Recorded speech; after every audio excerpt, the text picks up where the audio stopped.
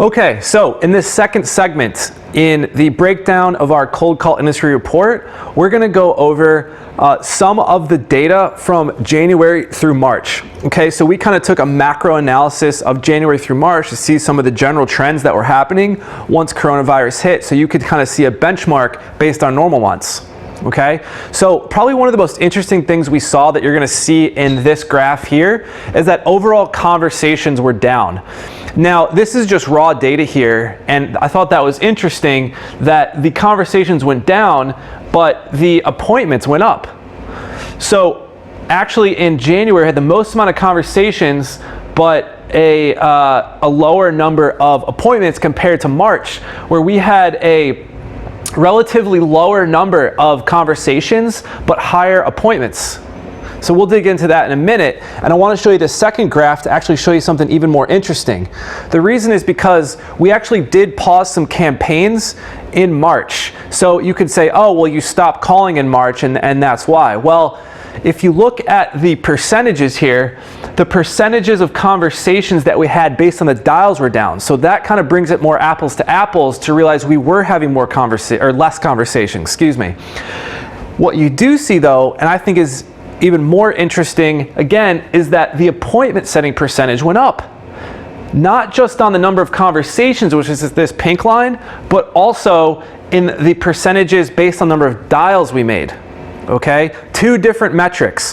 One is based on the number of appointments we had based on the number of conversations, and the other is the amount of appointments on dials. All right, two different metrics. So the conclusions that we came to, or the assumptions that we came to on this data is, one, the conversations were down because people were working remote. So when people were working remote, what that meant is that the office phones were ringing and no one was picking it up. Okay? However, because it's 2020 and we do have more advanced technology and people have already been set up to work from home in some ways, a lot of the office phones were forwarded to the VoIP systems that enabled us to still have conversations. And that's why you see still a 12.42 conversation rate on the number of dials we had. All right, very important metric there. So the conversations were down, the appointments were up. One of the reasons why we think the appointments were up is because since there was an economic slowdown, guess what increased or expanded? The buying cycles in terms of time expanded, the selling cycles for salespeople and for sales managers expanded. So more touch points are placed into the sales cycle, not only for the seller, for the buyer. Yeah? So understanding that the sales cycles have slowed. They're no longer 3 months per se, they're 6 months. They're no longer 4 months, they're 8 months.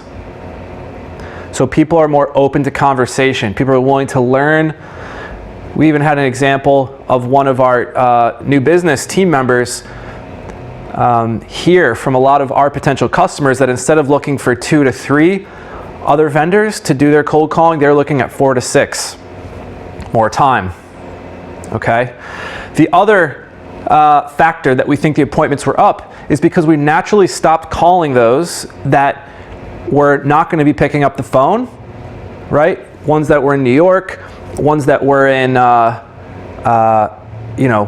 some restaurants, retail, events, and we started calling those that were more in need, and those were having more success. Good example that you'll see in the report, a commercial lending client. Okay, they had 3, 4, 5, 6x the amount of appointments that we normally get on a month-to-month basis for them.